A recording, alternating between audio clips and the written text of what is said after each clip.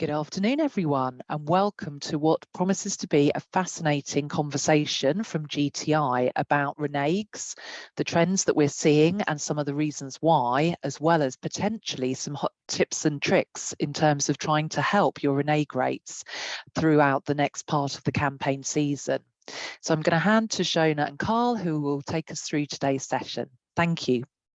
Brilliant. Thank you so much. And thank you to the ISE for welcoming us to host a session on top tips for reducing student reneges. So we're going to kick off in a moment with some introductions, but just to go through our agenda for today. So we'll start off with some introductions and just to talk about a little bit about the work that GTI does if you haven't come across us in the past.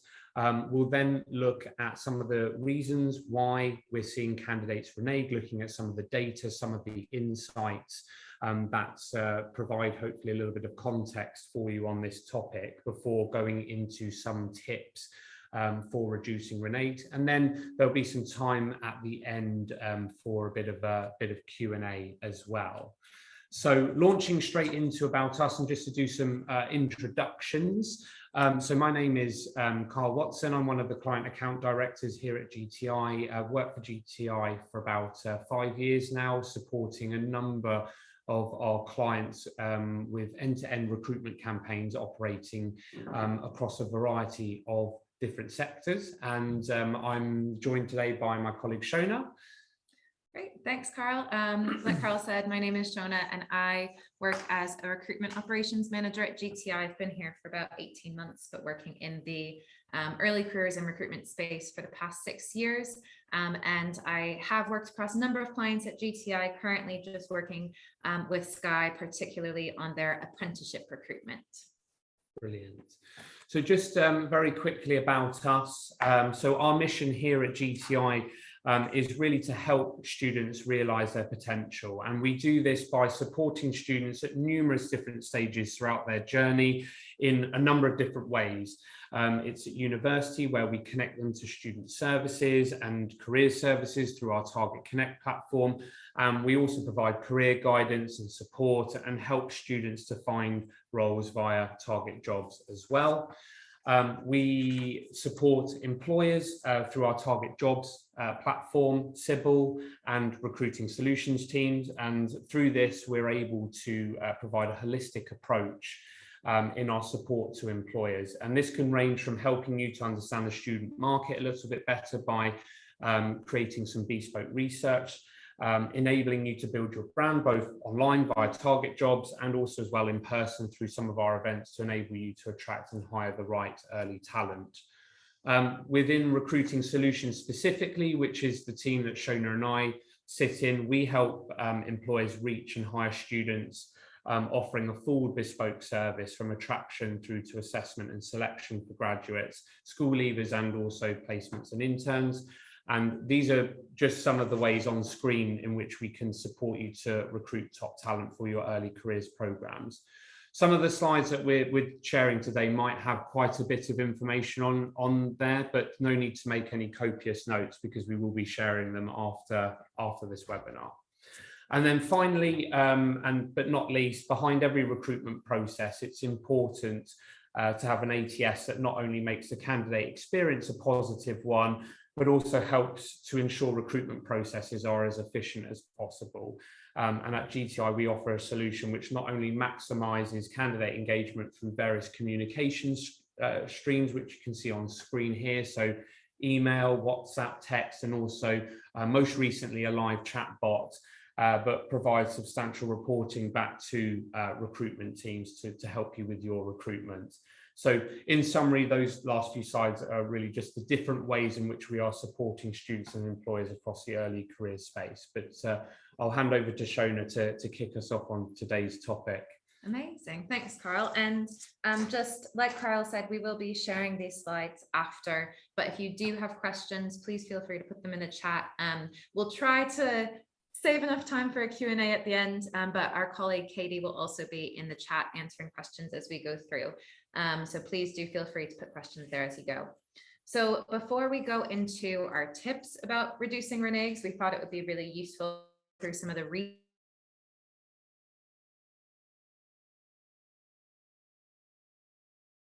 ISE and CIBIL. So to start off, just want to do some of the external influences which might impact students and make them want to renege their offers. And as everyone here will be aware, reneges do seem to be on the rise year on year.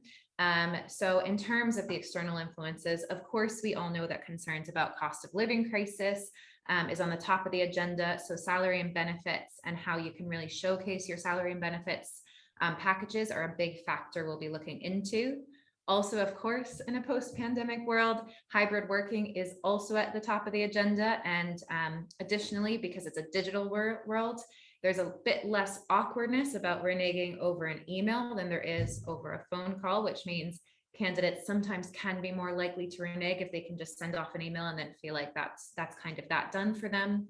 And the fact that recruitment is increasing year on year means that there's more roles, more vacancies, less candidates, meaning that candidates have a lot more choice, a lot more offers coming their way. So making your offering seem as desirable as possible and really showcasing what you have to offer is a really of like crucial importance now.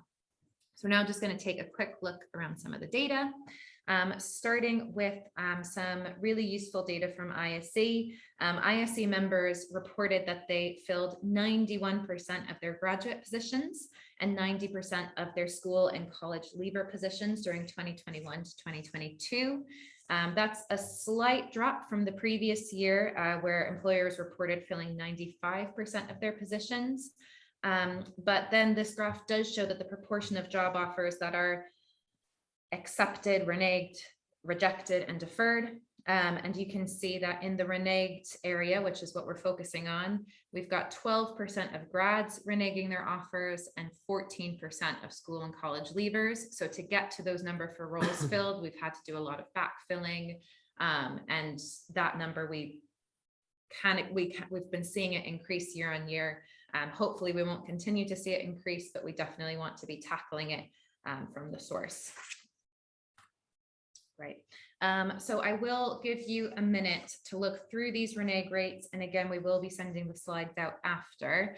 It's really interesting to see the difference between the sectors, particularly with school and college leavers in the energy, engineering, and industry sector, that is so kind of incredibly high as opposed to everything else. Might be due to the number of roles that are available in that space, particularly for apprenticeships. But being aware of the renege rates in your sector, and there's definitely more research out there about this as well, from ISE, from CIBIL, etc. But being aware of this is really key to be able to plan and prepare to support candidates, and also to prepare for any potential backfills that you might need through as you're doing your strategy for future years. So now I'll pass back on to Carl for a bit more of the research. Brilliant, thank you. So for these next few slides, I'll share with you some of the insights from the CIBIL graduate survey. And for this year's survey, the research, it surveyed over 66,000 students, graduates from all universities in the UK. And every year we take on feedback from university partners, employers, and students to ensure that the survey content reflects the market's sort of interests. And this survey is run annually, so we can provide some trend analysis as well. So in terms of offer reneges, from the CIBIL research, this slide shows the top reasons why a student would select one employer over another. And as you can see from the top there, salary comes up on top. The question that was asked to students was, if they had multiple job offers, what would be the deciding factor? And 1 in 4 students stated salary and benefits. You can see that a close second there is work-life balance, which is also an important attribute for a student choosing an employer for 1 in 5 students. But the salary was really the sort of the resounding, the top factor. What was quite interesting and maybe quite surprising is the length of application process and timing of offer, and application experience doesn't impact as many students. So as an employer, if the time to hire is a little bit longer than what you might like, it's probably not going to have such a detrimental impact as you might think. But as long as you can showcase that you are able to offer a competitive salary or should I say a good work-life balance. But I think to delve a little bit deeper into this, what do students mean by a good salary? Well, salary expectations have increased this year, and this is at the highest level since at least 2019. It's most likely led by the cost of living crisis, which we saw was the top concern of students in our last term sort of snapshot survey. So students, we find, are definitely sensitive to having that sort of salary and expecting higher salaries than they used to. We are also finding that students can be put off by roles without salaries displayed or advertised. I know anecdotally we have a lot of comments from students saying that they won't actually apply to jobs in the first place that don't specify the salary. And the reality is that more and more employers are now choosing to show salaries in their vacancies, with around 1 in 2 graduate opportunities specifying salary in December, and that's doubled from January of 2022. This chart here, also from the Sybil Graduate Survey, shows student expectations in their graduate employer compared with the first year of the pandemic. So there's some shifts here as well.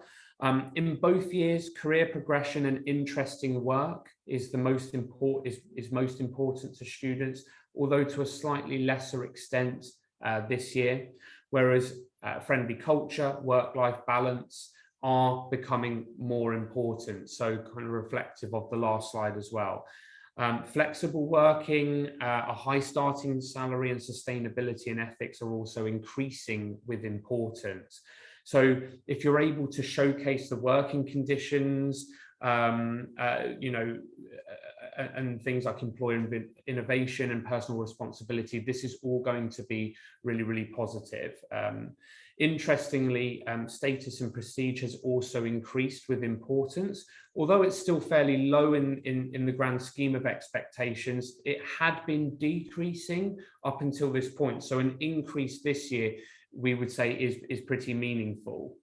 And I think perhaps this is, linked to the fact that sectors traditionally seem to have, prestigious employees within them, i.e. maybe accounting, finance, Big Four, those big brand names. Perhaps it's linked to higher salaries in this space. So that this could be an area why we've seen an uptick here.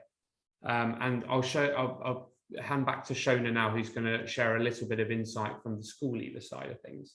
Yeah, great. Thanks, Carl. So I will now just really quickly take you through some of Sybil's school leaver research. So similar questions that Carl has just looked at for the graduate survey. So now we'll look at the school leaver if we're looking at the apprenticeship space for anyone interested in that. This was conducted across UK school students from state schools, academies, private, independent, free schools, and some special schools with respondents ages 13 to 18, just for that context. Not surprisingly, this list on why students might choose one offer over another and why these apprentice candidates might renege on an offer doesn't differ too much from the grad reasons, with salary and benefits and then work-life balance policies being the top reason students choose one employer over another. The rest of the list equally doesn't change too much from the grad list. But the benefit of this for you is that any work that you're doing to showcase competitive salaries or to document work-life balance policies, to really market these to your candidates will be beneficial for you to do for both grad and school leaver recruitment. So any of that work that you do can be carried across all of your early careers recruitment strategy. Salary expectations as well. Apprentice salary expectations are also increasing. Similar to grads, they are the highest expectations that they've been since 2020, but not quite as big a jump as the grads. They're still just kind of slowly ticking up year on year. But something interesting is we can also see from this data that the expectation of salary is to increase to up to around 30K after 5 years after starting the apprenticeship. So I think something really key with apprenticeship recruitment is also being able to demonstrate future opportunities for growth and development and for growth within the company post-apprenticeship. So being able to demonstrate this and show this is what you can do after you finish your apprenticeship qualification, and this is how you can grow with us, that could make a really big impact for apprentices during your recruitment and onboarding process. Right, in terms of what students are wanting from a future employer, similar to grads, career progression, interesting work. This is really important to school leavers as well, with job security, friendly culture, and good work-life balance coming closely behind. Similarly, again, personal responsibility and status and prestige of an employer are less important. But as the grad importance of these has increased, it'd be interesting to see if there's an increase in future years of the school leaver survey. So that's something that we'll definitely stay on top of, and would be encouraging you to stay on top of the school leaver data with Civil in the future as well.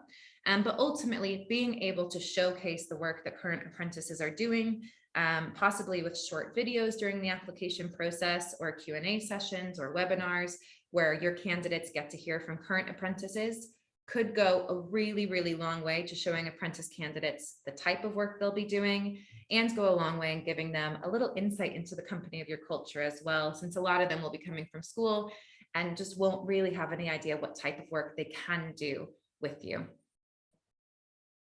Right, so I'll pass back to Carl. Brilliant, thank you. So now we know a little bit on why school leavers and graduates are what they look for, from the research from the ISE and also Civil, and what their preferences are. We're starting to build a little bit of a picture as to what students want and why they may renege from offers. So this is just a slide here so that showcases some of our own experiences that we've seen from our own clients in different industries. And these are some of the reasons that have been given. Now, it's important to note that it's difficult to know exactly why someone chooses to renege.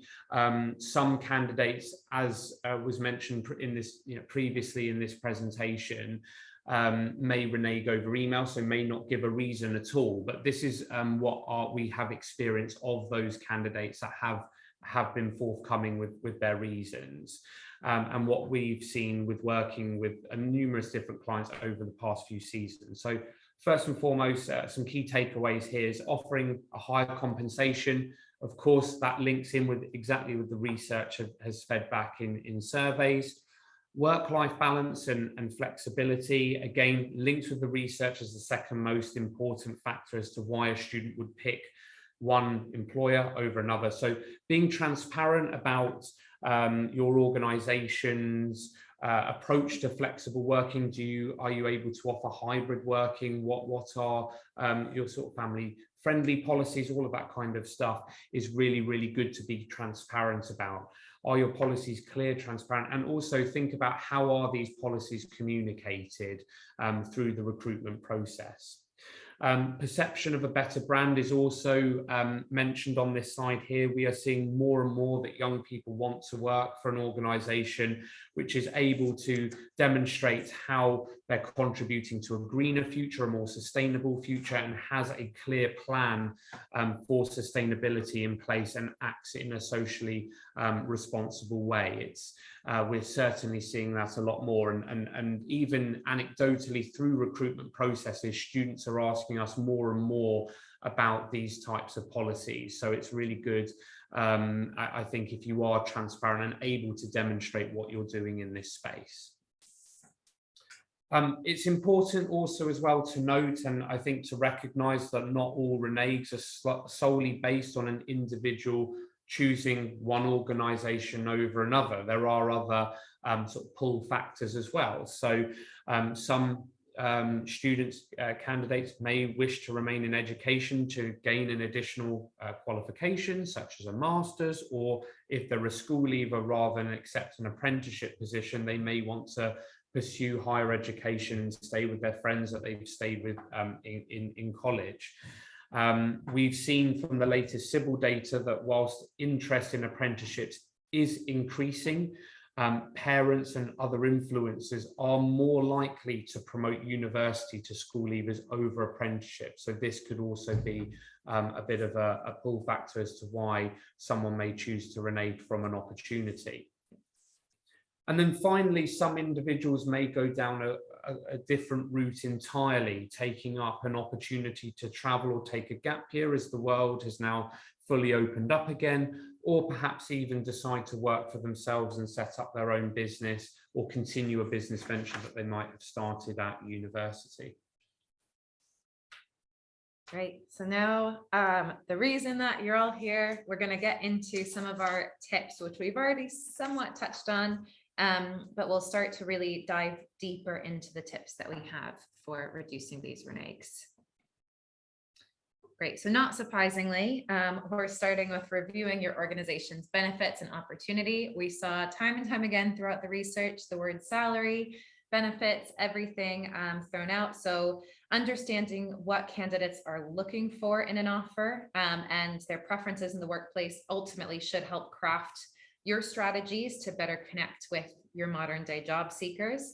But ultimately making sure that candidates understand the full scope and value of your compensation package, not just the base salary, will be really, really key. And thinking about this, a lot of these early careers candidates, this might be the first time that they're reviewing a benefits package. So making it really transparent, offering opportunities to talk about it, offering opportunities to ask questions and help them to understand what is the bonus structure, what does that look like, what do I need to do to get it? Is there a relocation bonus, interest-free loans, transport allowance, things like that, which they may not have come across before. That's something that'll be really, really key. Things that you might think are really basic. And of course, that's one of our benefits. I've always had that benefit. That's something which might not be basic to a first-time job seeker. So that's something to make sure to document and really make sure that you're showing how amazing your benefits are. Even things that you might not think are key could switch somebody's mind and make them stick with you. Also talking about promotion and career development, obviously that's really key. If somebody feels like they could stay with you long term, then they're more likely to take your offer. If they can see themselves still with you in 5, 6, 7, 10 years time, that might kind of sway a little bit, even if a salary is slightly better elsewhere. If they really see themselves with you and are bought into the opportunities that you can offer, that can really go a long way. And obviously, recruitment process timelines, making sure that you're aware who's accountable for what can you do to make sure that any promises you're making are stuck to. So if you say to a candidate, it'll take 2 weeks to hear back, making sure that you get back to them within 2 weeks. If you say this is when we'll kind of give you your contracts, giving them their contracts at that time, and trying to, at the beginning of your process, preempt any issues that you might have with this. If you know that it takes a month to get contracts put together, maybe working with your onboarding teams to know what can we do to minimize that? What do you need from us up front? How can we work with you to make sure that contracts come out really quickly? And then just communicating all those timelines really clearly. If a candidate or an offer holder feels really communicated with, that's always the anecdotal feedback that I've heard, is even if things take a while, if they feel like I knew what was happening, I felt empowered, I knew what was going on, even though it took XYZ, I knew it was going to take that long, then it makes them feel really, it gives them a really big sense of trust with you as a company. Also, I don't want to miss out the last one, the reasonable adjustment process. We'll talk about this a little bit more, but talking about things like workplace adjustments before a candidate starts might take away some of that fear that you're not even aware is there. If they need different adjustments like a standing desk or kind of different screen reader technologies, and that's something which might be giving them anxiety in the background, but they're afraid to tell you. If you go out to them and say, hey, how can we support you enroll? What workplace adjustments might you need? that helps them again to feel really confident with you and helps them to know that you've got their best interest in mind. So they definitely would be more engaged with you and want to stay with you because they feel really supported in their well-being as well. Another part of this as well is the communication. Now, I know there's a lot on this slide, so a reminder again that we will send this out, but we thought it might be helpful just to pull together a few ideas of when you can embed different messaging about the things that are most important to candidates. For things like benefits, progression opportunities, we think that you really have a great opportunity to embed those throughout the entire recruitment journey. Things like salary, obviously we've said, job descriptions, it's important to get that in there, but really making sure to then kind of put that back in during interview, assessment center, offer, helping candidates to be aware of what your offerings are. And then again, those reasonable adjustments or workplace adjustments throughout the whole process. So during times when candidates might not be hearing from other employers, like between assessments and waiting for the next stage, if they're actively hearing from you, you'll stand out as an employer who cares, and you'll be able to showcase your benefits throughout the whole journey. So example, if you know that there's going to be 2, 3, 4 weeks between an online assessment and an interview, you can just schedule weekly emails to go out maybe about your company benefits.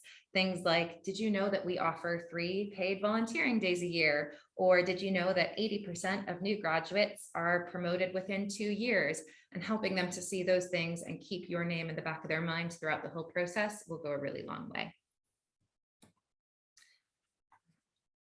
Great, so I'll pass back to Carl. Brilliant. So we've touched upon some of this already, but it's really important to consider the approach and messaging throughout the whole recruitment campaign, because this is what's going to enable those candidates that are applying to you to remain engaged throughout the process. And then once they go through to that offer stage, they'll hopefully remain engaged, and then sort of maximizing the chances that they'll start with you. So it is important to consider this approach and the messaging throughout the whole recruitment process. So Shona's already touched upon this, but ensure that, you know, before you go to market, review your job descriptions and content for any gendered language. There is software available now that can help detect and ensure language that is being used is inclusive in all sort of job descriptions and communications, such as email templates and subsequent communications that you have with candidates.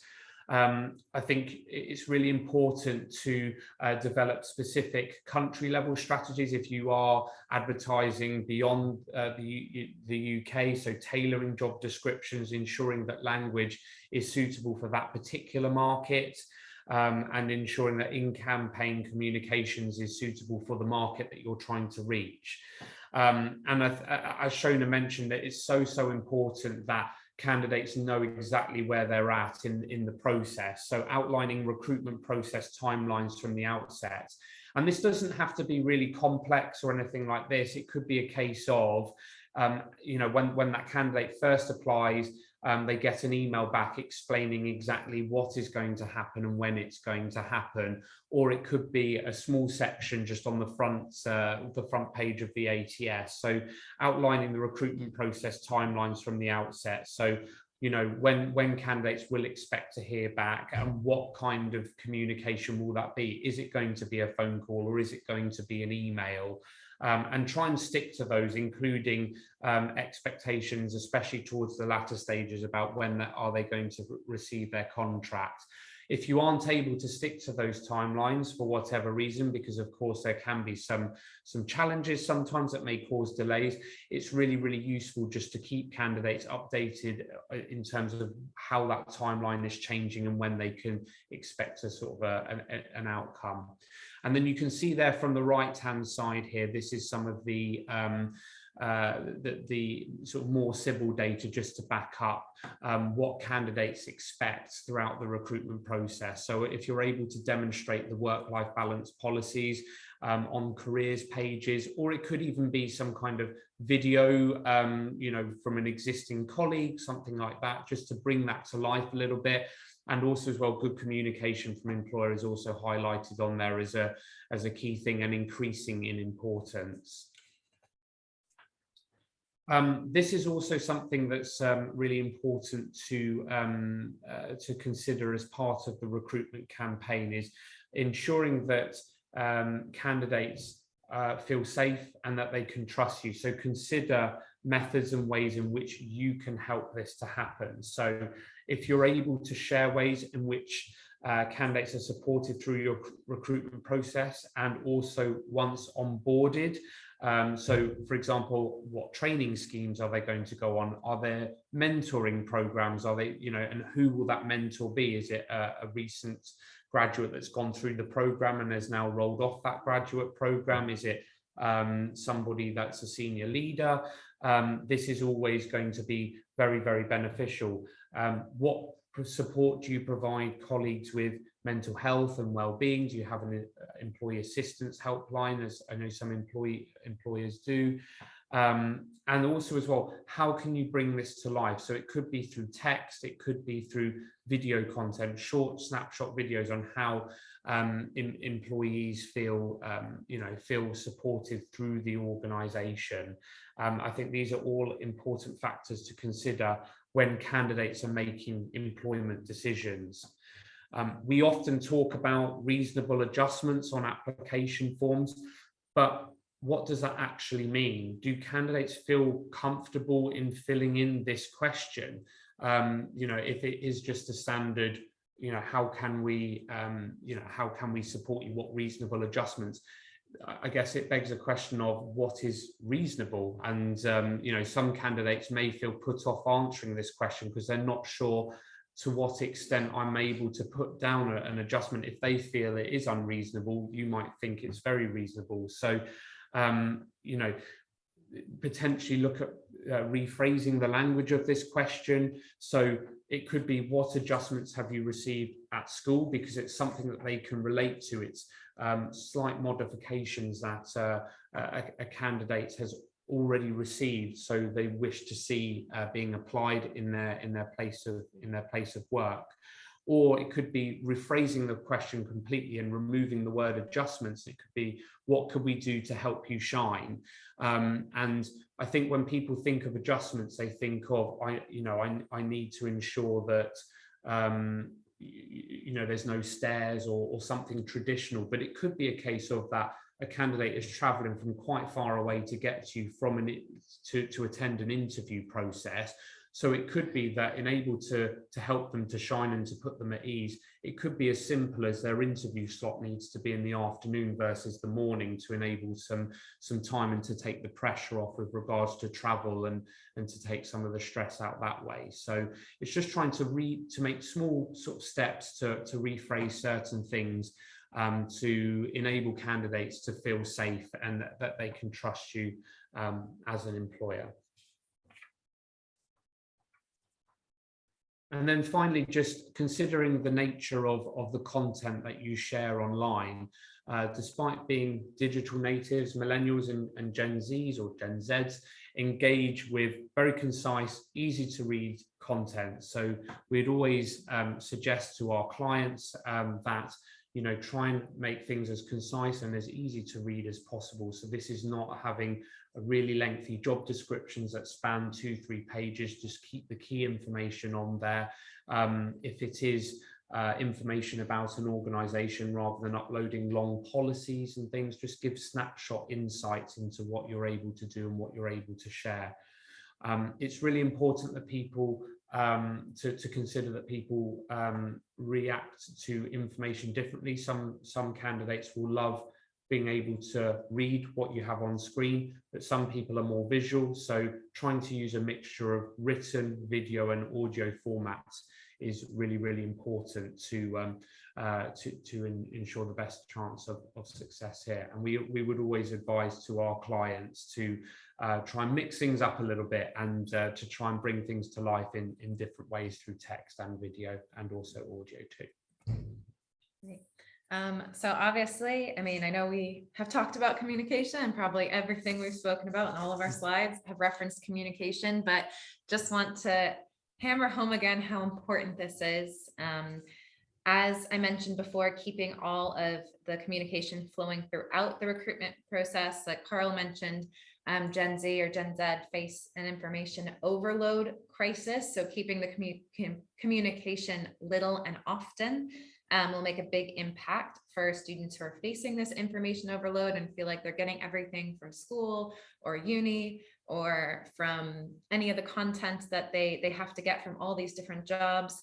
If yours is little, concise, easy to read, intentional, and focusing on the things that are really important to students. So using that data that we showed earlier and really keeping your communication focused on the important things, that will help them to actually read your comms and read what you're sending to them and get the messages that you need them to get.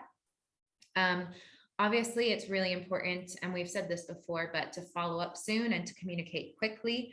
I think we've all been in recruitment processes with the anxiety of waiting to hear about the next stage or waiting to receive a contract. And that anxiety might also cause students to lose trust in you or renege if another company is wanting to send them something quickly. But finally, ultimately, in a digital world, don't underestimate the power of a simple conversation.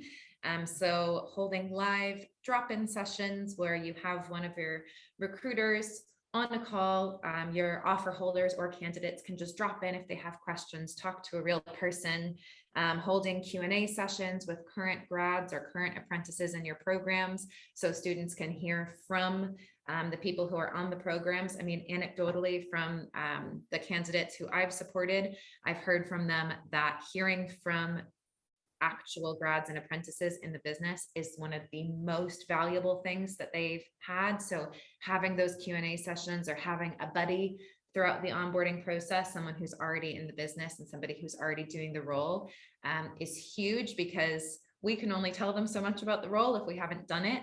But actually being able to speak to somebody who's doing the role and feel like, oh, I've got a friend coming in, I've got someone who I know coming in, gives that vested interest a little bit already, and just helps them to share maybe worries or fears with somebody outside of the recruitment team who they might be a little bit worried sharing these fears to, because they feel like they have to put up a front to you. So giving them that outlet as well as somebody else to speak to, or also just for yourselves, picking up the phone and speaking to an offer holder who maybe you haven't heard from in a while, and really having an idea of kind of where your different offer holders are, and have I heard from that person? Have they been joining our drop-in sessions?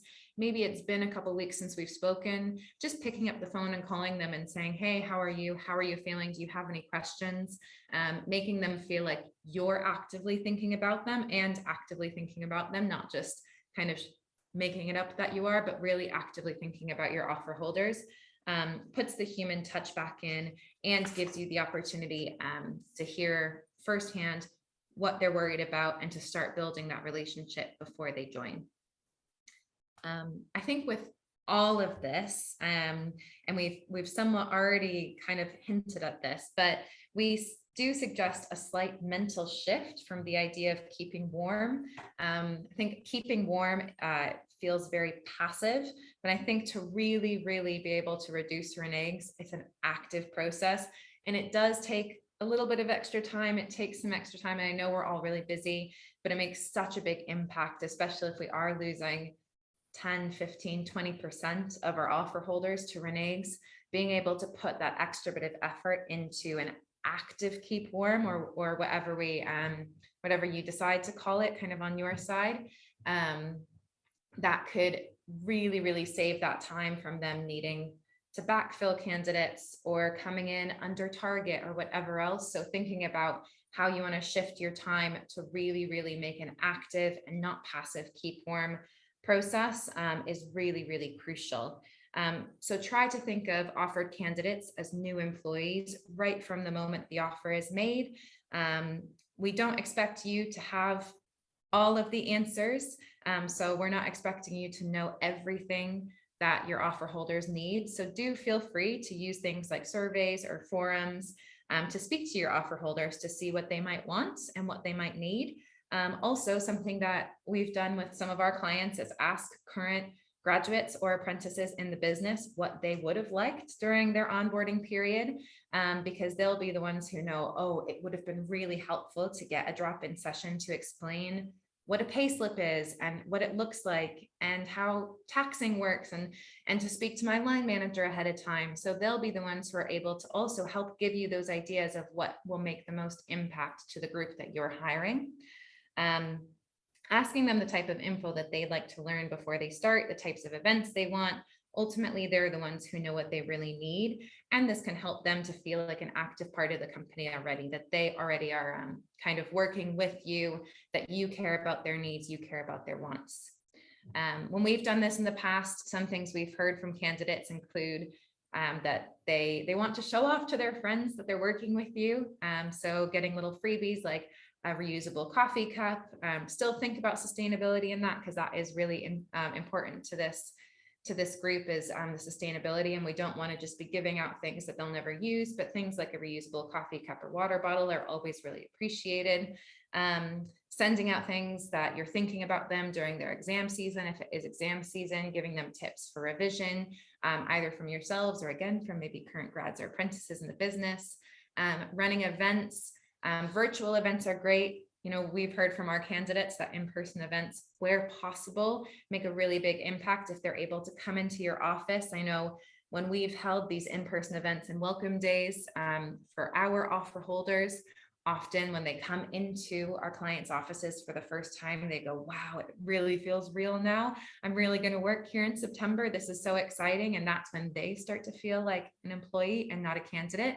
So giving them the opportunity, if you can't do it in person, maybe doing a virtual office tour, but giving them the opportunity to actually be on site is always really key. Again, those reminders about workplace benefits, connecting with each other and other colleagues, and maybe running some life skills trainings like we talked about with pay slips, taxes. Again, all these things that might seem really basic and small to you, like, you know, you go into your office all the time, it doesn't seem that exciting to you anymore, but it might seem really exciting to a first-time job seeker. Those things can be really, really little, but can make a massive impact. Amazing. So I think that with that hits the end of all of our tips. I know that was definitely a bit of a whistle-stop tour, but we will be sending these slides out and hope that it was really helpful. But thought that we would, yeah, it looks like we've got another 20-ish minutes left. Thought we'd open up for a bit of Q&A. So let me see if I can, there we go.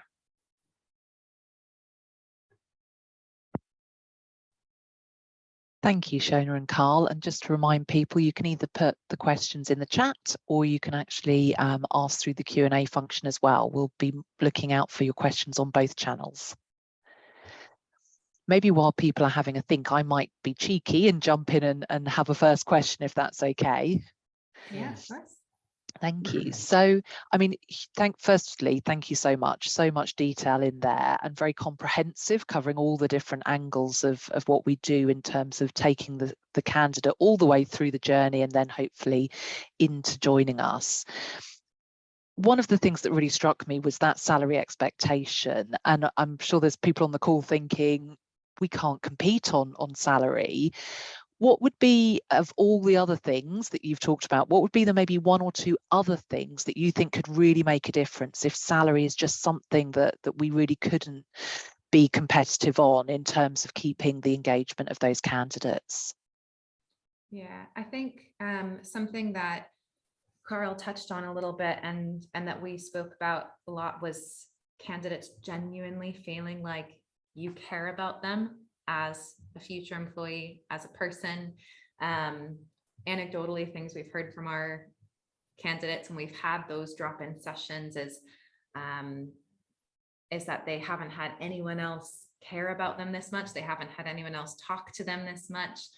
They knew what was going on. If they felt stressed, they know exactly who in the team they can call. They know the person's name. They don't just know, oh, I have to email graduates recruitment at etc. company. They know, oh, I can talk to Shona or I can talk to Carl, and that really helps.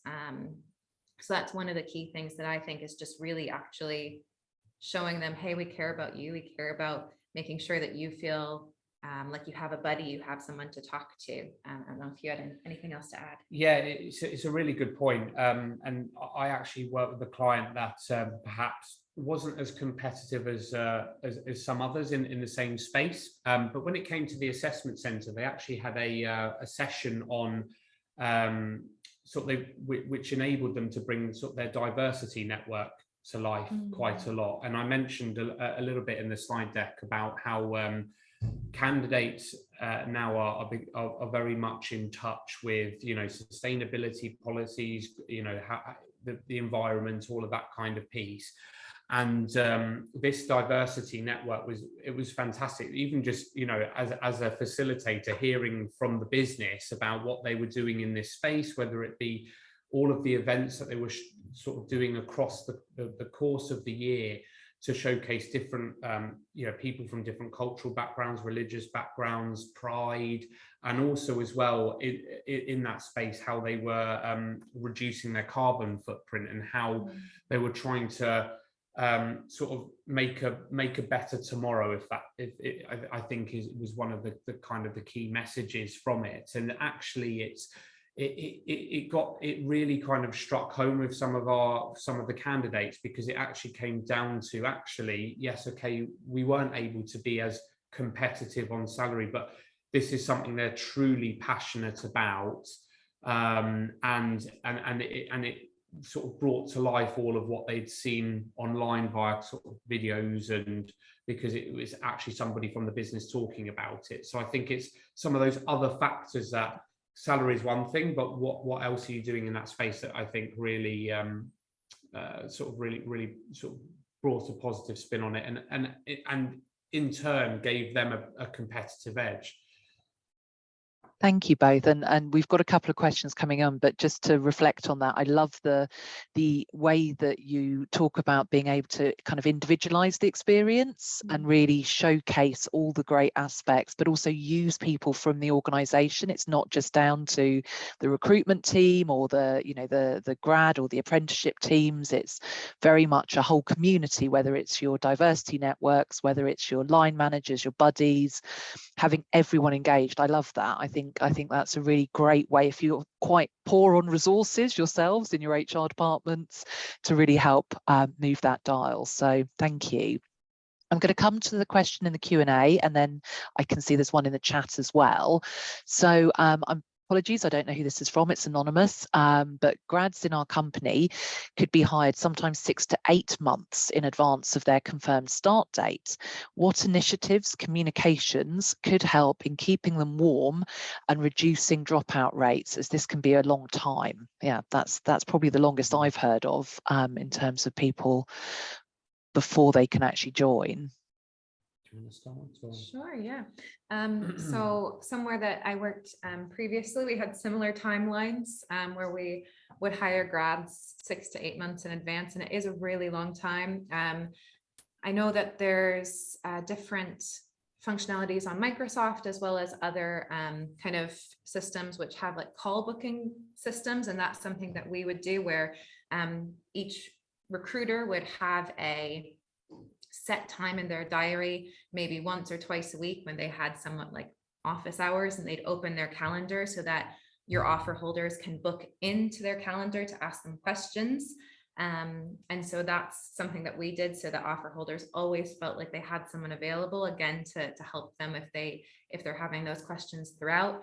I think thinking about other things, like just being really, really aware of the recruiters being really aware of their grad offer holders and how long it's been since they've spoken to them. So using your ATS to be able to track, maybe this is the last time I heard from this person, or using an offer tracker, spreadsheet, whatever it is that's easiest for you to track your RAG ratings. If you have a candidate who you haven't heard from in a couple of months, maybe they're a red. But if you haven't heard from them in a couple of months, or even probably starting with a couple of weeks, making sure that you're actively reaching out to them as well. It doesn't have to be any massive initiatives, but just kind of being aware, okay, this person hasn't maybe come back to us in a couple of weeks. Let me pick up the phone and call them, see if they have any questions, see if they have any issues. I think also with that amount of time, scheduling events every couple of months. So maybe hosting a grad lunch every 2 months, or an office tour, or even a volunteering day, something that's actually fun. You can get out together, they can enjoy time together.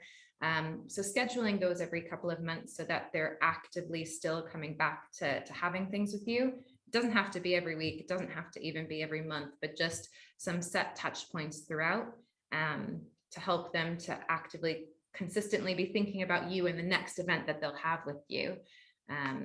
Carl, do you have any other stuff to Yeah, add? just really to it. I mean, what Shona said is definitely some things that I've certainly seen, and again, the events and things, they're obviously they're fantastic. I know some of the clients I've worked with have done things in the summer, for example, have done like a graduate barbecue or something like that, which is lovely to see. But even in between those kind of physical events, of course, with graduates that might be sort of based far away, so not able to make in-person events, things like you know, that there was a pre-boarding like newsletter that got sent out, so it's almost like they're being treated as an employee from the moment they're you know, they're accepting the offer. So they get the insights as to what is the company up to, the projects, and they sent out an employee sort of a newsletter, and it was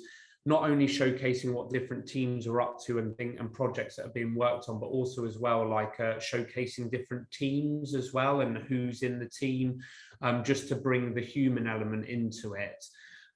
As well as that, I think as part of one of the events pre the start date, what they introduced was a here's what to expect on your first day. So it's not so daunting and new. It's almost like you feel part of the organization before you've even joined. But completely appreciate that 6 to 8 months is quite a long lead time. So there's you know, it can be challenging to keep in touch at every sort of moment.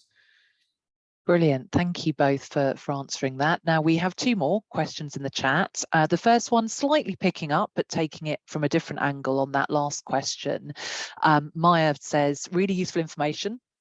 If a candidate shows interest and you reply to them, but you don't hear back, is there anything you can do to get their interest back? So I think this is something that a few people maybe have experienced, where the candidates go cold or they ghost us and we're not sure quite why. Any tips on actually how to get them re-engaged? Yeah, I mean, I think I think people communicate in different ways. So sometimes we often see that, you know, if they're not responding to emails or anything like that, it's almost, you know, try picking up the phone perhaps. I know that sounds really simple, it's simplistic, but I've had times where I've tried to get hold of candidates and then they've not responded to any emails, and I've picked up the phone to them, and it's because all of my emails for some reason have ended up in a spam folder, and it's actually the fact that they were interested, they've just suddenly gone off the radar because they weren't receiving the emails. So they were actually quite surprised, number one, that they, you know, their phone was ringing, which is an unusual thing in 2023, but actually really grateful for the call. So maybe try a different means of communication, of course. You know, but if you still aren't having much luck, it could be a case of, look, appreciate that you're no longer interested, but, you know, maybe asking the reasons why. Just say, just want to find out for future, what is it that has kind of swayed you down a different path, or what sort of, and you know, if you do get a response, then great, but there comes almost like a bit of a compromise as to how many times you do want to reach out to them. But I would say try and adjust the communication method is probably my number one tip anyway. Yeah, definitely. And I think also sometimes when you give a candidate might not realize that them not coming back is causing it to feel like they're not interested anymore. They might just be like, oh, I'm in exam season, whatever. But it might be that you need to fill that space. They haven't come back to you. So you don't just want to withdraw them because they haven't said they want to withdraw, but then you don't want to lose out on other candidates. So even just being honest with them about that, being like, hey, we're really interested in you. just want to make sure you're still interested. Is there anything we can do to help answer questions? And if we don't hear back from you by, you know, next Friday, then we'll give this opportunity to another candidate, and trying to put it in the least threatening way as possible, but just to be honest with them and help them to see, oh, okay, actually there's a deadline here, and I do need to get back in touch. We've done that before, and candidates have been like, oh, sorry, I just didn't realize. Yes, of course I'm still interested. I'm just really busy. Super, some really good tips there, thank you. And before I come to Oliver's question, I'm going to pick up on the question that's just come in from Kirsten, because it actually links to exactly what we're talking about right now, where she says that we know that Gen Z don't respond well to email. So apart from picking up the phone, any other tried and tested communication channels, social media channels, anything like that, that you could also recommend? Social media is a bit of a, I guess, I don't know if it's a bit of a grey area, because you almost like don't want to be seen to be stalking people on various channels and things. What I do find candidates respond to well is text messages, WhatsApp. So if you have like an ATS, for example, that is able to send out a WhatsApp or a text message or something like that, that I do find that people respond to concise, quick messages, and it might be that it's a case of you just send out a text or something that just says, we're trying to get hold of you, please would you be able to get back in touch with us? And then they suddenly realize, oh, you know, I really need to respond to that email, or we've emailed you, and it just prompts them to look at the email. I find text messages work quite well, or WhatsApps. Yeah, WhatsApps tend to work really well. I would say on social media, I think it's probably LinkedIn is probably the most appropriate, because it's more of a professional one. But I think it depends on how that a candidate has been attracted to your organization. So if they're already following you on LinkedIn, and you've already perhaps had some engagement with them on LinkedIn, then perhaps it is appropriate to maybe try LinkedIn. But I would say that some of the other social media platforms might not be as appropriate. I don't believe anyway. Brilliant, thank you. And yes, I know also company policies around social media can also be sometimes a little bit tricky to navigate in that sense as well. So thank you so much. Now, to come to Oliver's question, to what extent do you think a strong pipeline and an ability to offer to reserve candidates is more beneficial in terms of use of time and resource than attempting to avoid reneges? That's a good one. Yeah. I think it depends on a lot of things. I think that in terms of the time and resource that you put in attempting to avoid reneges, that also goes a long way in company reputation. And I think it's always worthwhile to spend time building your company reputation. We all know that students talk, and I'm sure you've all read your student room forums about you and have seen what students are saying and things like that. But being a company who is known to communicate well, constantly be updating candidates, to have really transparent benefits packages, salary packages, that's not only going to reduce reneges, it's probably also going to help your attraction, because students are saying, oh my goodness, this company was so great to work with. They really kept me up to date. I knew what was happening. I had drop-in sessions. I had a buddy. I had this. I think it's worthwhile, as well as obviously having a strong pipeline. But I think those two things should be used together rather than an either or. Yeah. I think that's a really good point. Go on, Carl. Yeah, no, I'd agree on that. I think you know, the amount of I think students that like to write up about things on Glassdoor and things like that, and if they have a really positive experience, then you know, I think you know, I do think it's quite key to try and reduce the amount of reneges in that way. But that being said, of course, the tips and things that we've gone through today, it's not a foolproof plan. So I think it kind of goes hand in hand with having a strong pipeline. Yeah. Brilliant. Well, thank you so much. And thank you everyone for your questions. We're just coming to the time and I can't see any further questions that we haven't answered yet. So thank you everyone for attending today. Thank you so much to Shona and Carl for taking us through a very comprehensive set of tips and hints and data as well. I can see that you've got your references and contact details here, and absolutely we'll be following up, and you'll be able to access all the things that Shona and Carl have talked about today, including the webinar recording very shortly. So thank you both, and thank you to GTI for giving us this session as well. Brilliant. Thank you so Thank much. you so much. Thank you, everyone. Have a good afternoon. Thank you. Bye.